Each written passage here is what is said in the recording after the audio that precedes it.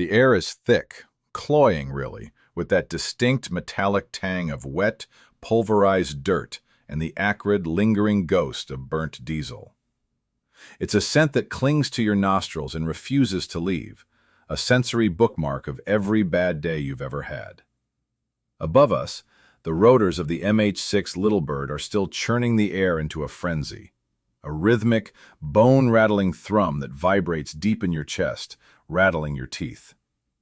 You're crouching in the dark, pressed so tightly against the cracked mud of the village wall that you feel like part of the architecture. The only thing you can hear, besides the mechanical roar of the blades fighting the wind, is your own heartbeat. It's not just thumping, it's hammering against your ribs, frantic and irregular, like a trapped bird beating its wings against a cage.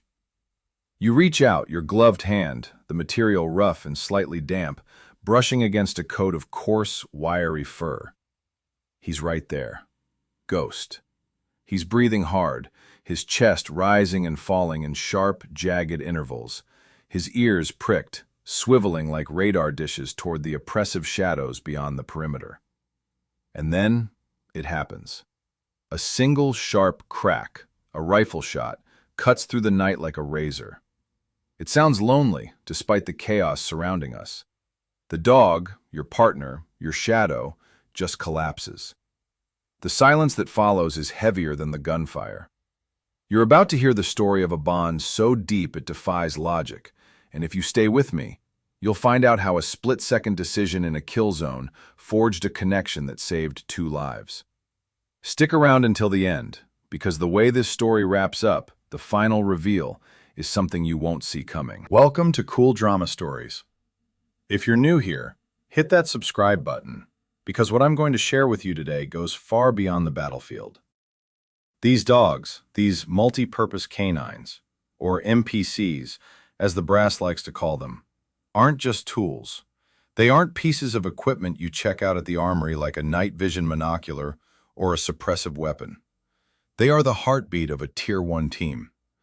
When you're miles behind enemy lines, in a world where sound is a luxury and light is a death sentence, these dogs are the only things that can tell you what's waiting around the next corner.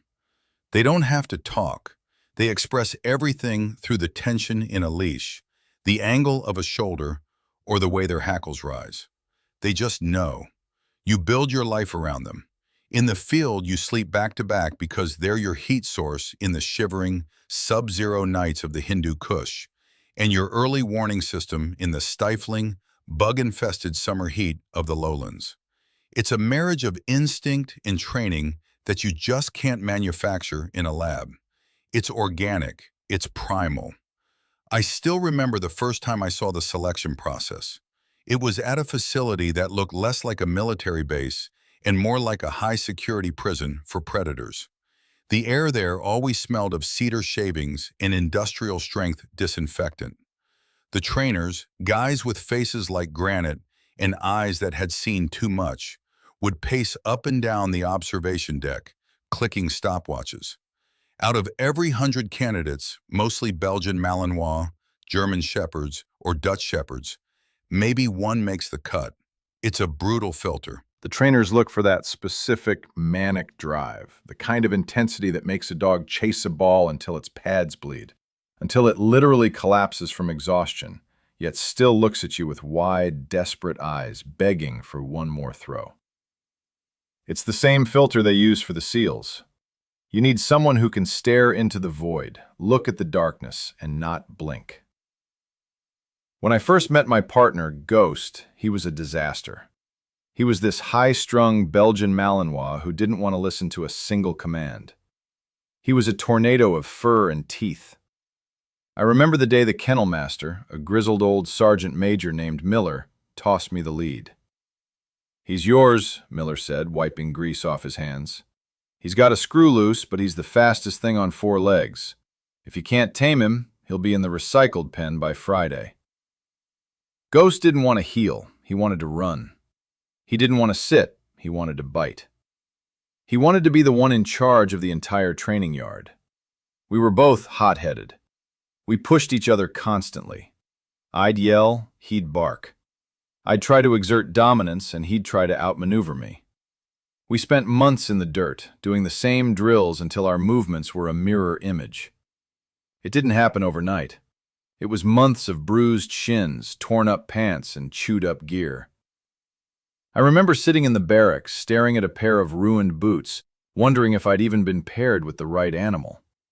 I was exhausted, my limbs aching with that deep, bone-weary fatigue that only comes from a week of 12-hour sessions. I looked over at Ghost, who was sleeping in the corner, his paws twitching as he dreamed of whatever dogs dream of. Maybe chasing rabbits, or maybe just chasing me. But then came the day it clicked. We were in a training exercise, light-deprived, total chaos. The kill house was designed to be a nightmare of sensory overload. Smoke grenades were popping, flashbangs were rocking the concrete, and the sound of simulated gunfire was deafening. I didn't have to give a hand signal. I didn't even have to breathe hard. I shifted my weight just a fraction of an inch, anticipating a move, and he was already there, moving to block the flank, his body a silent shield. We were one entity. We were a single, two-headed organism operating on pure intuition. You have to understand the pressure of these missions. You're carrying 100 pounds of gear, plates, ammunition, comms, water, medical supplies, in 100-degree heat. You're not just watching your own sector, you're managing the dog. Is he hydrated? Are his paws okay? Or is the jagged rock cutting into his pads? Is he getting too hot? You're hyper-vigilant for yourself, but you're 10 times more protective of him. If he goes down, the mission is compromised. If he's hurt, you're hurt. The mission that changed everything started like any other. The intelligence was solid, well, as solid as intel ever is in a place like this. We were deployed to a sector in the mountains where the terrain was so vertical, it felt like climbing a staircase to hell.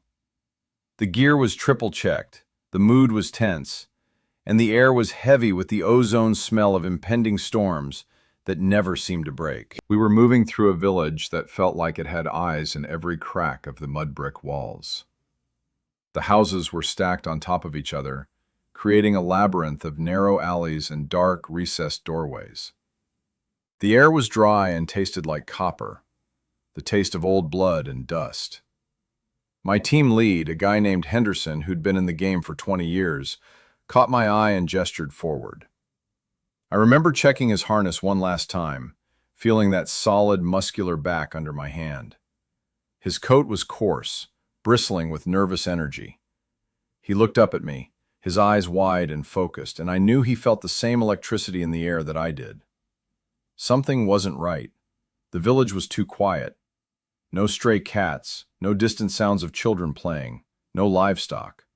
Just that oppressive, suffocating silence that screams, "Get out." I whispered, "Easy, boy," and his tail gave a single sharp twitch. He knew.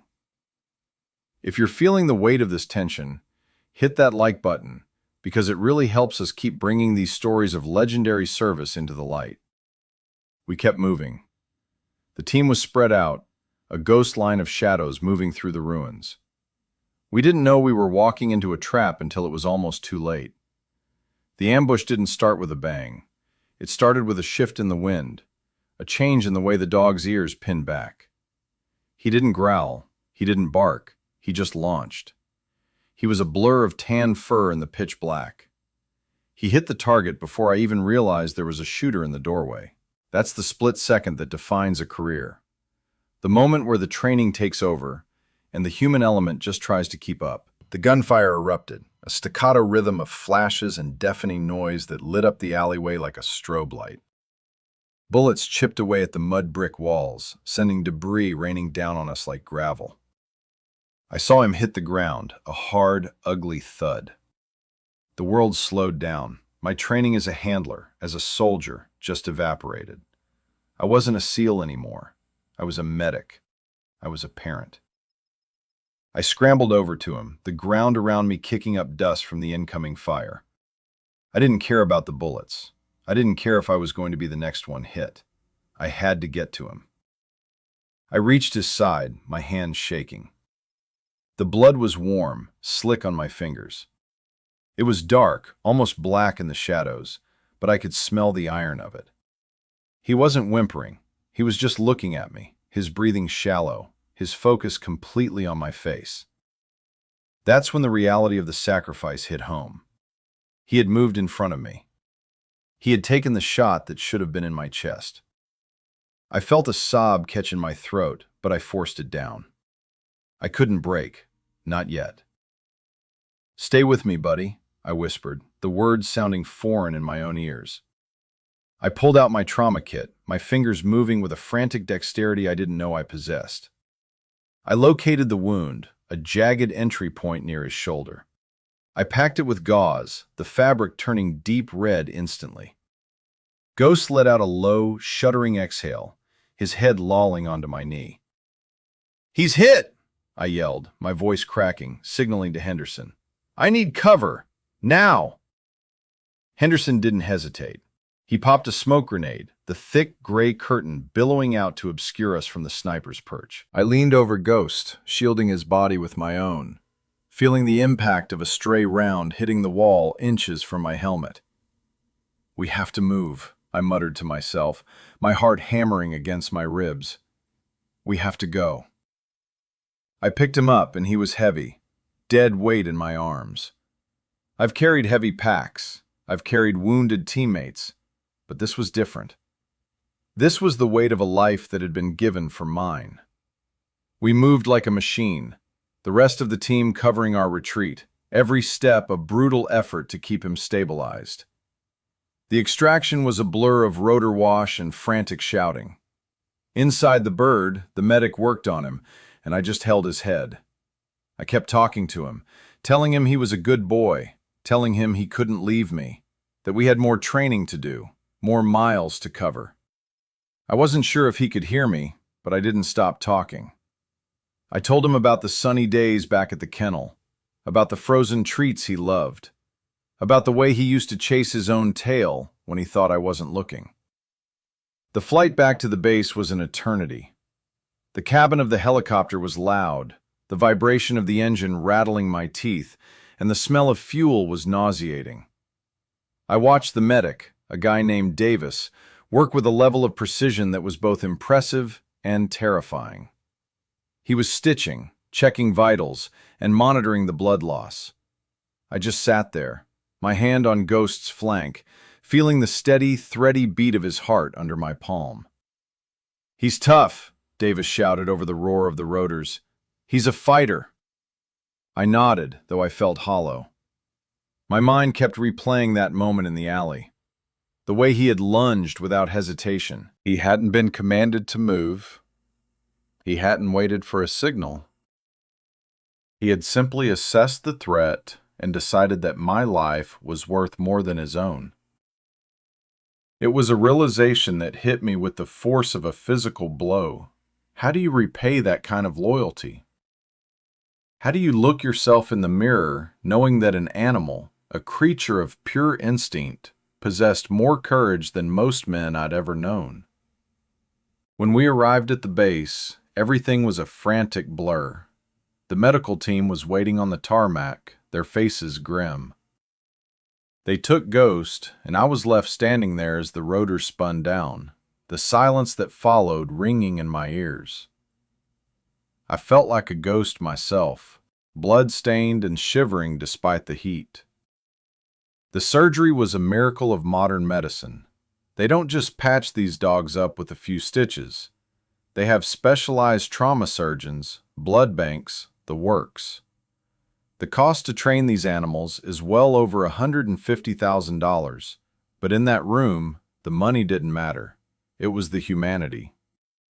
The vets, the surgeons, they were as invested as any human trauma team. They worked for hours. I sat in the hallway, covered in his blood, waiting. The uncertainty is the worst part. You spend your life preparing for tactical failure, but you never prepare for the silence in a hospital room. If you believe these dogs deserve the same honors, the same respect as our human soldiers, make sure you're subscribed and drop a comment below. Let's show these heroes the recognition they deserve. Hours bled into days. I didn't leave the waiting room. I slept in a plastic chair, my body aching, my mind constantly returning to the image of Ghost in the dirt. I relived every training session, every moment of frustration, every time I'd been hard on him. I felt a crushing, suffocating guilt.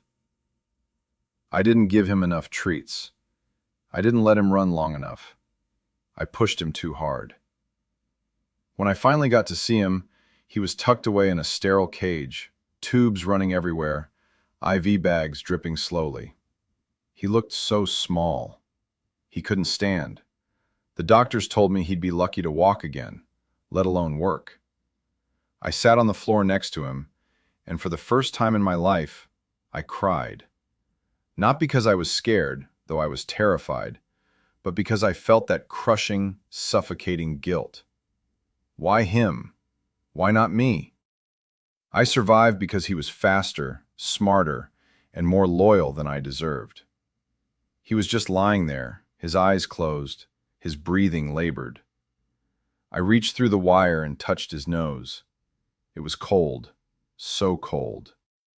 Then it happened. That tail. It started as a tiny, rhythmic thump against the metal floor. Thump, thump, thump.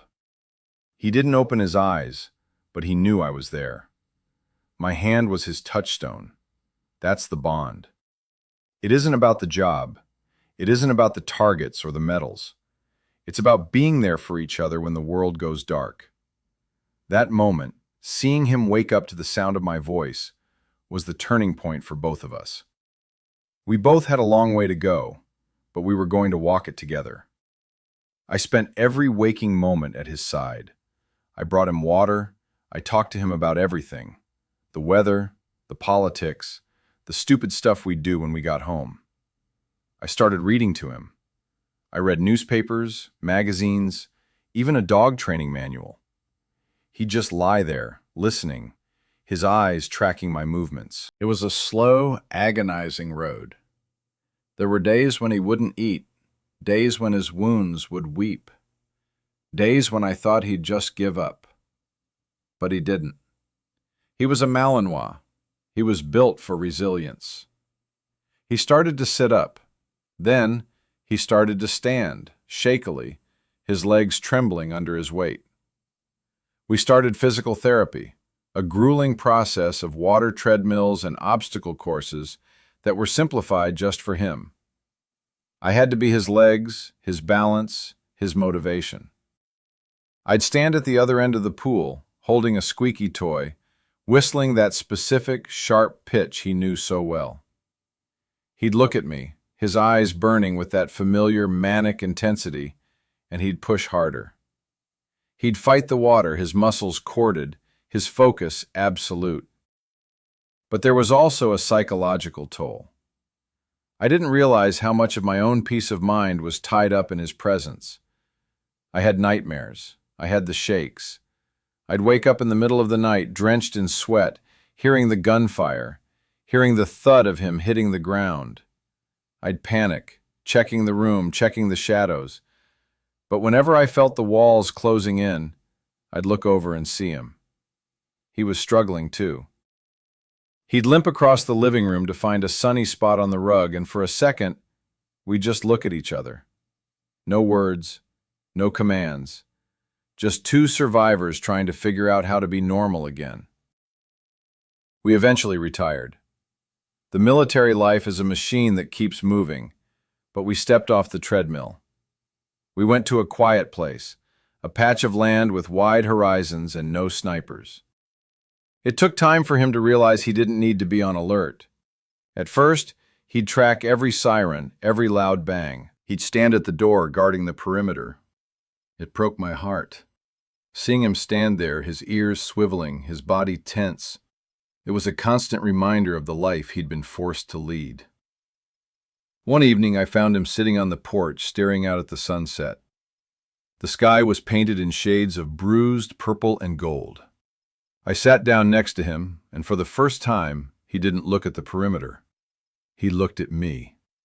He rested his head on my knee, and I felt the tension drain out of him. He was tired. We were both tired. "It's okay, Ghost," I whispered, stroking his ears. "We're done. We're home." Slowly, the tension left his shoulders. He started chasing squirrels again. He started sleeping until noon. He became a dog. But even then, he was my shadow. If I walked to the kitchen, he was there. If I sat on the porch, he was at my feet. The reveal, the thing that I think about every single day, is that he didn't just save my life on that battlefield. He saved my life afterward. I was lost.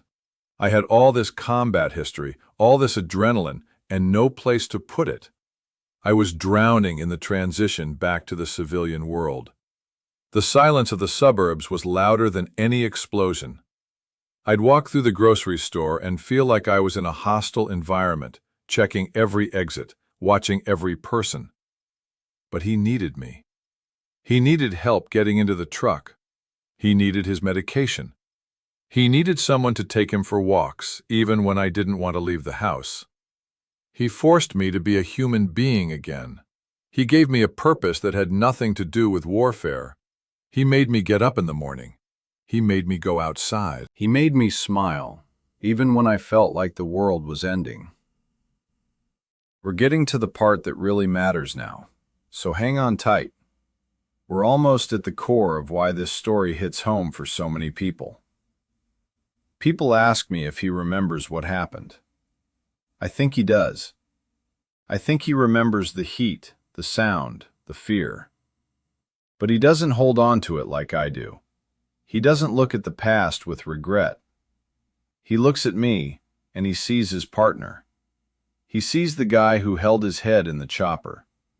He sees the guy who sat on the floor with him in the dark. And the final reveal? It wasn't about the mission. It wasn't about the medal I was eventually awarded for that night. It was about what I found in his collar when we were finally safe. I had been so focused on his wounds, on his blood, that I hadn't looked at his harness. Tucked into an emergency pouch on the side, there was a small, laminated note he had been carrying for weeks. A note from the trainer back at base, a joke we had shared before we deployed. It said, "If you're reading this, you've both made it home." I remember reading that note in the sterile, quiet aftermath of our return. I sat on the edge of my bed, the paper crinkling in my hands, and I felt a wave of emotion so powerful it took my breath away. It wasn't just a joke. It was a promise.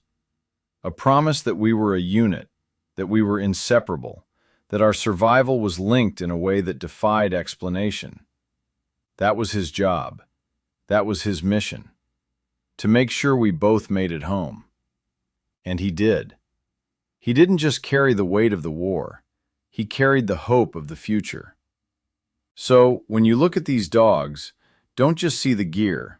See the hearts. See the souls that choose to walk through the fire with us, not because they have to, but because they love us. That is the true, hidden story of the battlefield. It's not about the victory. It's about the return. I think back to that night in the village, to the sound of that single gunshot. I think about the way he collapsed, the way the world went silent. And then I think about his tail thumping against the metal floor of that hospital. That thump, thump, thump was the sound of a heartbeat, the sound of life, the sound of a promise kept. Every night now, before I go to sleep, I look over at his bed.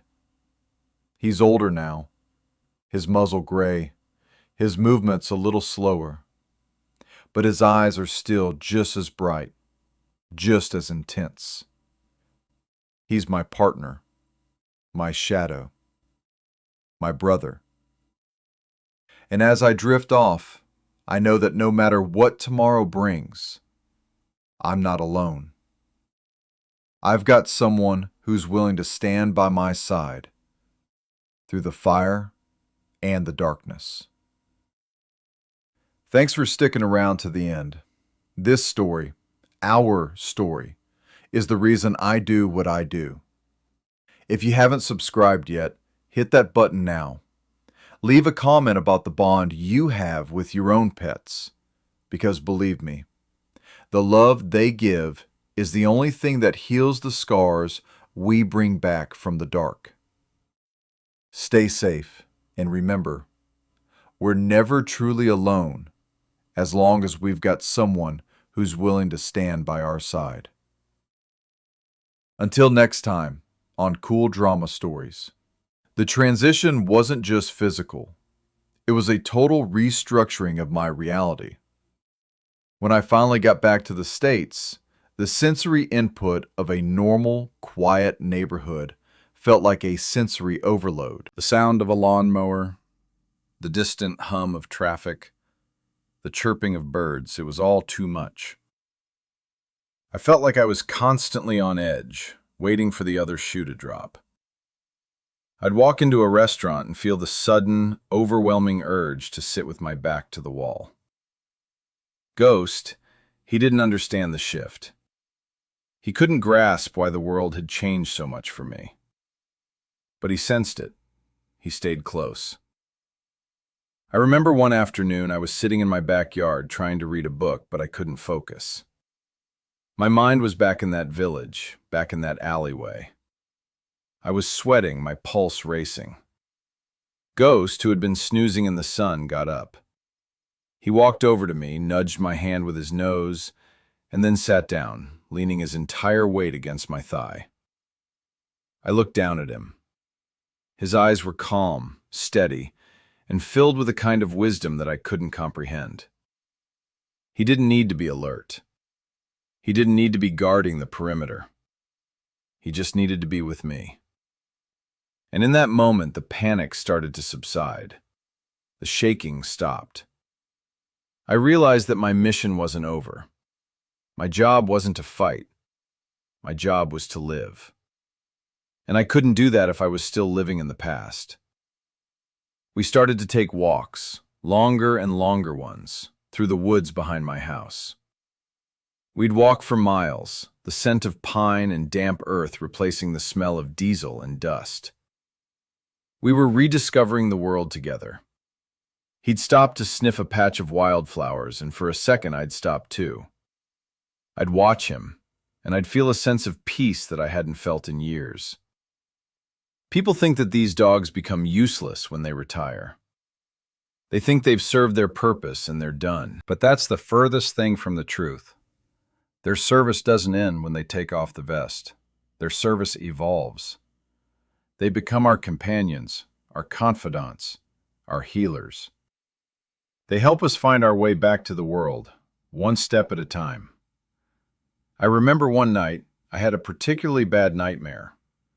I woke up screaming, my heart hammering, my skin cold.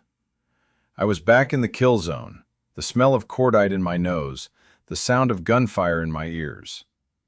I was gasping for air, my hands trembling. Then I felt a weight on the bed. Ghost had jumped up, and he was lying next to me, his body pressed against mine. He was resting his head on my chest, his breathing slow and steady. I buried my face in his fur, and I started to cry. I let it all out, the fear, the guilt, the heartbreak, the relief.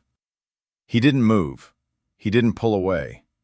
He just stayed there, his heart beating in sync with mine, his presence a constant, reassuring weight. He was my anchor. He was the reason I was still here. That experience changed everything. It taught me that it's okay to be vulnerable. It's okay to admit that you're struggling. And it's okay to rely on someone else, even if that someone has 4 legs and a tail. Because at the end of the day, we're all just trying to survive. We're all just trying to make it home. In looking back, I realized that the most profound lessons I ever learned weren't in a classroom or a training facility. They were on the battlefield, in the dark, with a dog by my side. They were about the power of connection, the strength of loyalty, and the endurance of love. They were about the things that really matter, the things that keep us going when everything else falls apart. So if you're ever feeling lost, if you're ever feeling like you can't go on, remember this: you're not alone. There's someone out there, somewhere, who cares about you.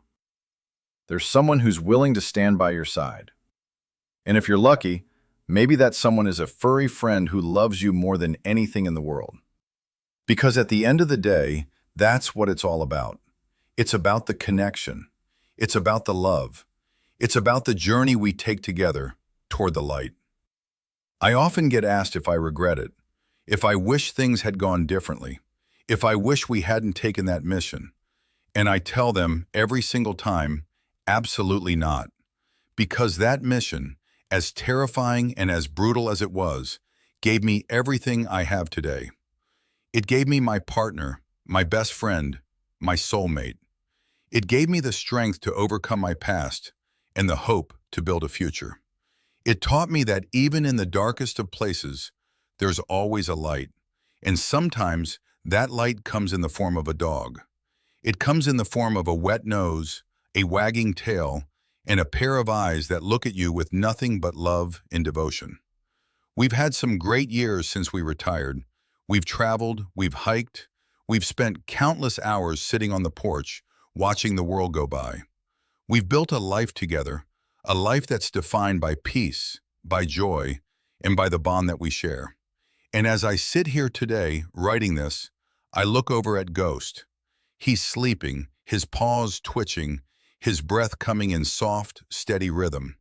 He looks happy. He looks content. And I know without a shadow of a doubt that we made it. We made it home.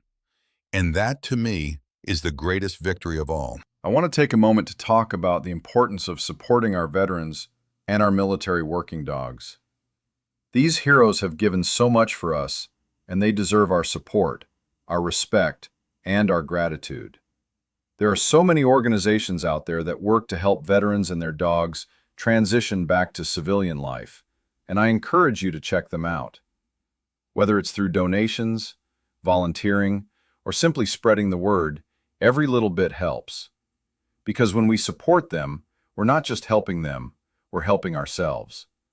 We're building a stronger, more compassionate, and more connected world. And that's something that we can all get behind. So, thank you for being a part of this journey. Thank you for listening to our story. And thank you for being the kind of person who cares about the heroes who deserve to be recognized. Remember, we're never truly alone as long as we've got someone who's willing to stand by our side. Until next time, on Cool Drama Stories. Let's talk about the specific sensory world of the training yard. It wasn't just about the drills, it was about the atmosphere. The smell of the earth after a rain, the sharp, biting cold of the morning air, the sound of boots hitting the gravel. It was all part of the experience. I remember the way the light would filter through the trees at dawn, casting long, dramatic shadows across the yard. I remember the sounds, the distant whistle of the trainers, the bark of the dogs, the clatter of gear. It was a world unto itself, a place where everything was focused, everything was deliberate, and everything mattered. I remember the first time I really understood what Ghost was capable of. We were doing a night search drill. The facility was pitch black, a maze of shipping containers and concrete barriers. I had my night vision goggles on, but the world was still a blur of green and gray. I couldn't see a thing. But Ghost? He was in his element. He was moving with a grace and a confidence that was breathtaking. He was navigating the obstacles, sniffing out the hidden threats, and alerting me to the dangers with a precision that was uncanny.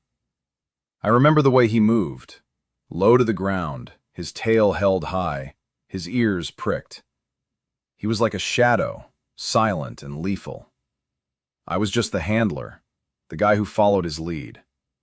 And in that moment, I realized that he wasn't just a dog. He was a master of his environment, a creature of pure, focused instinct. I also remember the way he would look at me when we were in the middle of a drill. His eyes, dark and intelligent, would meet mine, and I'd feel a spark of connection that was electric. He knew what I was thinking. He knew what I was going to do before I did it. It was a partnership in the truest sense of the word. And that partnership extended far beyond the training yard. It was in the way he would anticipate my needs. When I was tired, when I was stressed, when I was feeling overwhelmed. He would always be there, a steady, grounding presence. He was my partner in every sense of the word. As I reflect on our time together, I'm struck by the sheer number of memories we've created. From the intense, high-stakes missions to the quiet, peaceful days of our retirement, every moment has been a testament to the bond we share. I think about the way he'd greet me at the door when I'd come back from a mission, his tail wagging, his entire body shaking with excitement. I think about the way he'd curl up at my feet when I was working, a warm, comforting weight. I think about the way he'd look at the world with such wonder and delight, and how he'd remind me to do the same. These memories are the bedrock of our relationship. They're the things that define us, the things that make us who we are, and they're the things that I'll carry with me for the rest of my life. I've learned so much from him. I've learned about loyalty, about courage, about resilience, and about love. I've learned that the most important things in life aren't the things we can buy or the things we can achieve. They're the connections we build, the lives we touch, and the love we share. And I'm so grateful for every single moment of it. So, as we bring this story to a close, I want to leave you with one final thought. The world can be a dark and dangerous place, and it's easy to feel like we're on our own. But we're not. We're never really alone, as long as we've got someone who's willing to stand by our side. Whether it's a partner, a friend, a family member, or a four-legged companion, the connections we build are what make life worth living. So cherish those connections, nurture them, and never take them for granted, because they're the most precious things we have. Thank you for being here, for listening, and for caring. It means the world to me. And remember, we're all in this together. Stay safe, stay strong, and keep looking for the light. Until next time, on Cool Drama Stories. The transition to retirement was a slow, deliberate process. We didn't just walk away from the life, we had to learn how to exist outside of it. I had to learn how to be a civilian, how to navigate the social complexities of a world that didn't understand the things I'd seen. Ghost had to learn how to be a dog, how to play, how to relax, how to exist without the pressure of a mission. It was a process of discovery, of learning who we were when we weren't defined by our service. And it was a process of healing, of coming to terms with the past and embracing the future. We spent hours walking in the woods, the silence broken only by the sound of our footsteps and the rustle of the leaves. We spent evenings sitting on the porch watching the stars and talking about the things that mattered. We learned how to be together in a way that wasn't tied to a task or a goal. And in that space, we found something beautiful. We found a peace that we hadn't known before. We found a connection that was deeper, more profound, and more enduring than anything we'd experienced in the past. It wasn't easy. There were days when the memories would come back, when the trauma would rear its head. There were days when we were both lost, when we didn't know which way to turn. But we always found our way back to each other. We always found our way back to the love that anchored us. And that's the real story, isn't it? It's not about the medals or the missions. It's about the journey we take together, the love we share, and the way we help each other grow. I'm so proud of him. I'm so proud of the way he's navigated his life, the way he's overcome his challenges, and the way he's remained true to himself. He's the best partner I could have ever asked for, and I'm so lucky to have spent my life by his side. As I look toward the future, I feel a sense of hope and optimism. I know that as long as I've got him by my side, I can face anything. I can weather any storm. I can overcome any obstacle. Because we're a team. We're a unit. And we're never, ever going to be alone. So thank you for being a part of our journey. Thank you for listening to our story. And thank you for being a part of the Cool Drama Stories community. It's been an honor to share this with you. Stay safe, my friends, and remember, we're all in this together. The legacy of a bond like this is something that transcends words. It's in the quiet glance, the gentle touch, the way we exist in the same space without needing to speak. It's in the shared understanding of the things we've seen and the things we've survived. It's in the way we continue to grow, to learn, and to love, even as the world around us changes. I think about the future, about the days to come, and I feel a sense of peace. I know that as long as I have him, I have everything I need. And I know that our story, our bond, our love, will continue to shine, even in the darkest of times. So thank you. Thank you for being here, for listening, and for being a part of our story. It's been a privilege to share it with you. And remember, we're all in this together. Stay safe, stay strong, and keep looking for the light. Until next time on Cool Drama Stories. Let's go back even further. Let's talk about the very beginning, the selection process that I alluded to earlier. It wasn't just physical. It was about temperament, about intelligence, about the innate drive that these animals possess. I remember the first time I saw Ghost. He was just a puppy, a bundle of energy and curiosity. And yet, even then, there was something about him, a spark, a focus, a sense of purpose. I was drawn to him immediately. There was something about the way he looked at the world, with such intensity and such intelligence. I knew even then that he was someone special. And as we grew up together, as we learned together, as we trained together, that connection only deepened. It became the bedrock of our lives, the foundation upon which everything else was built. I remember the first time I took him to the field.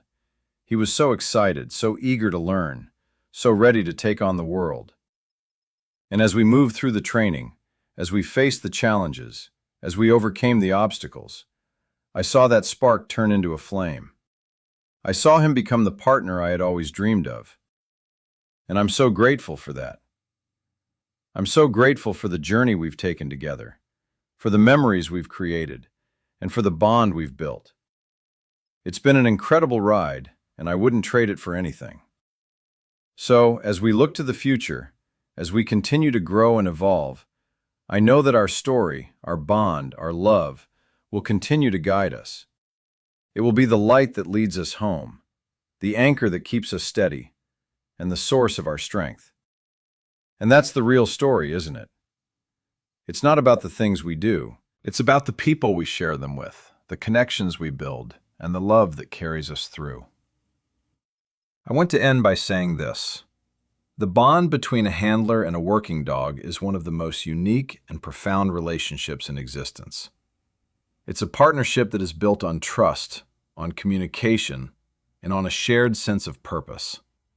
It's a connection that transcends language, that bridges the gap between species, and that touches the very core of what it means to be alive.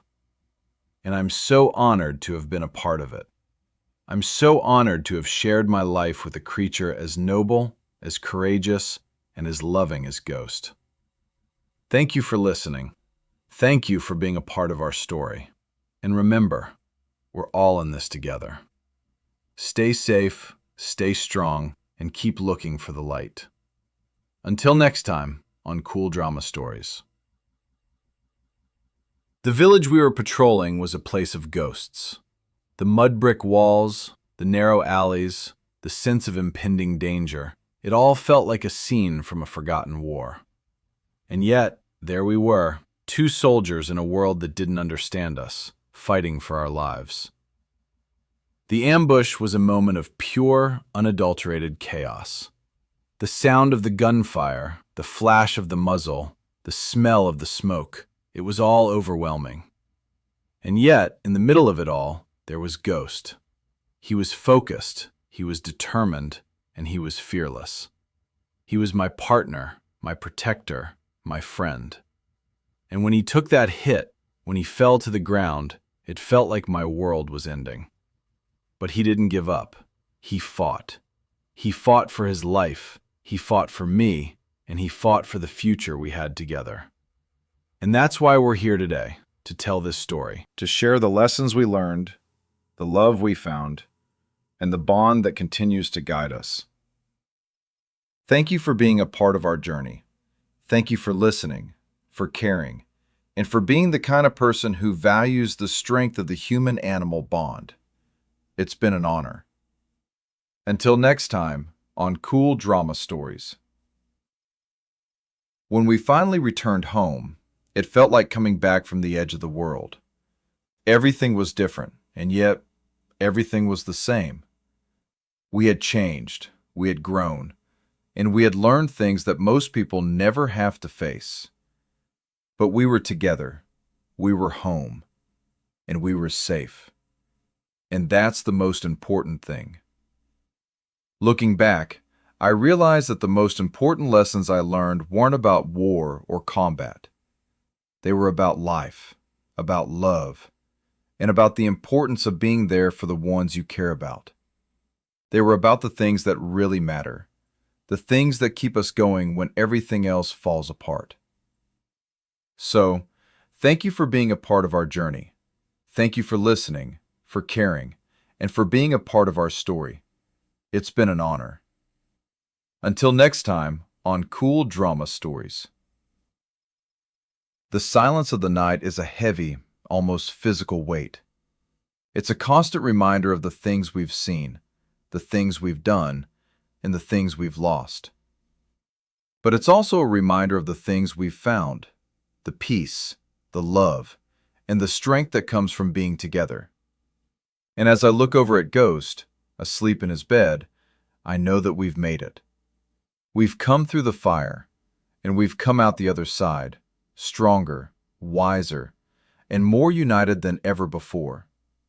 And that, to me, is the greatest victory of all. Thank you for being a part of our story. Thank you for listening, for caring, and for being the kind of person who values the strength of the human-animal bond. It's been an honor to share this with you. Stay safe, my friends. And remember, we're all in this together. Until next time, on Cool Drama Stories. Every morning I wake up, and the first thing I do is look for him. I look to see if he's there, if he's breathing, if he's okay. And every morning I see him, and I feel a wave of relief, a sense of gratitude, and a feeling of peace. He's my partner, my shadow, my brother. And as long as I have him, I know that I'm never truly alone. Thank you for sharing this journey with us. Thank you for being a part of our story. It's been an honor.